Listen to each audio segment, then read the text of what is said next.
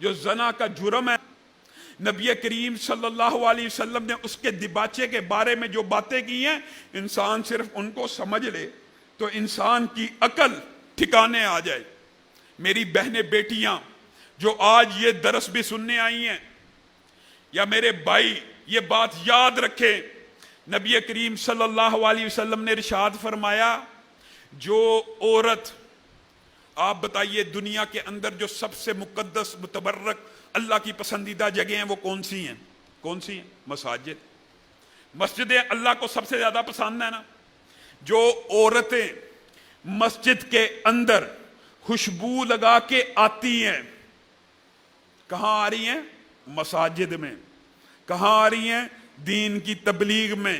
کہاں آ رہی ہیں؟ خیر کی بات سننے۔ صحیح حدیث ہے، جو بندہ خیر کی اور بھلائی کی بات سننے اللہ کے گھروں میں سے کسی گھر جاتا ہے، یعنی مساجد میں جاتا ہے نا، صحیح حدیث ہے، اگر خیر کی بات کرنے یا خیر کی بات سیکھنے اللہ کی مسجد میں جو جاتا ہے، اس کو اللہ پورے حج کا ثواب دے دیتا ہے، پورے حج کا۔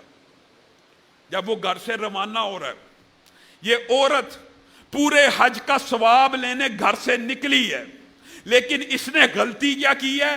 اس نے کپڑوں پہ یا جسم پہ ایسی خوشبو لگائی ہے جو غیر محرم کے ناک سے ٹکرائی ہے۔ بس کوئی اور جرم نہیں ہے، کوئی بے پردگی نہیں ہے، کوئی اور عیب نہیں ہے، کوئی چہرہ ننگا نہیں ہے، برقعے کے اندر ہے، صرف خوشبو ایسی ہے غیر محرم کے ناک سے ٹکرائی ہے۔ اس خوشبو کا اثر کیا ہوتا ہے؟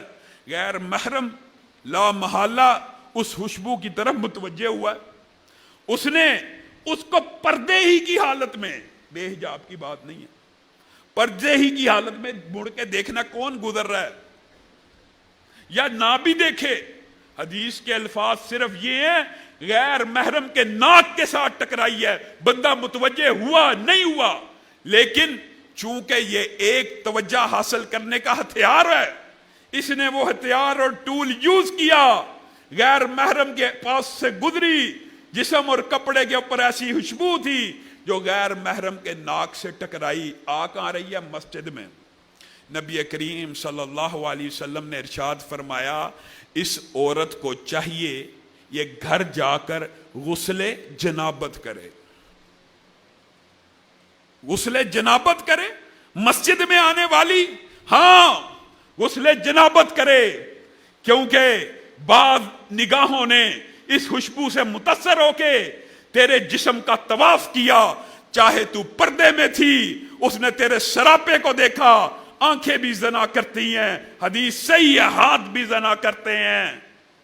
ہاں شرمگاہ اس کی تصدیق اور تردید کر دیتی ہے، اس کو آگے بڑھا دیتی ہے یا اس کو روک دیتی ہے، لیکن یہ کہنا کہ نظر زنا نہیں کرتی یا ہاتھ زنا نہیں کرتے، نظر کا زنا صرف دیکھنا ہے، ہاتھ کا زنا پکڑنا ہے، چھونا ہے، شرمگاہ اس کی تصدیق یا تکذیب کر دیتی ہے۔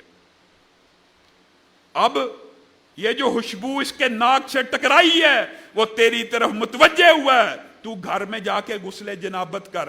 میرے بھائیوں، اس حدیث سے آپ کو یہ بات نہیں پتہ چل رہی؟ اگر مسجد میں خوشبو لگا کے آنے والی غسل جنابت کرے تو یونیورسٹی کے اندر جانے والی، بازاروں میں جانے والی خوشبو لگا کر، ہم خود یونیورسٹیوں میں پڑھے ہیں، بہت کم عورتیں، بہت کم بچیاں ایسی ہوتی تھی جو خوشبو لگائے بغیر آتی تھی، بہت کم، جن کے اوپر اللہ کا احسان ہوتا تھا۔ آپ بتائیے ان عورتوں کے بارے میں نبی کریم صلی اللہ علیہ وسلم نے کیا کہا جو مسجد میں خوشبو لگا کے نہیں آئی، بلکہ کہاں آئی ہے؟ بازار کے اندر، ایسے ماحول کے اندر جہاں پہ مسجد نہیں ہے۔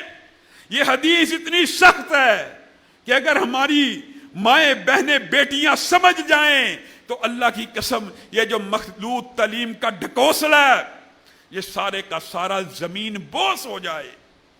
نبی کریم صلی اللہ علیہ وسلم نے ارشاد فرمایا، جو عورت خوشبو لگا کر بازاروں میں پھرتی ہے، لوگوں میں جاتی ہے، اور اس کی خوشبو کی بات ہے، بے حجابی کی بات ابھی تک نہیں ہے، اس کے جسم سے یا اس کے کپڑوں سے اٹھنے والی خوشبو غیر محرم کے ناک سے ٹکراتی ہے.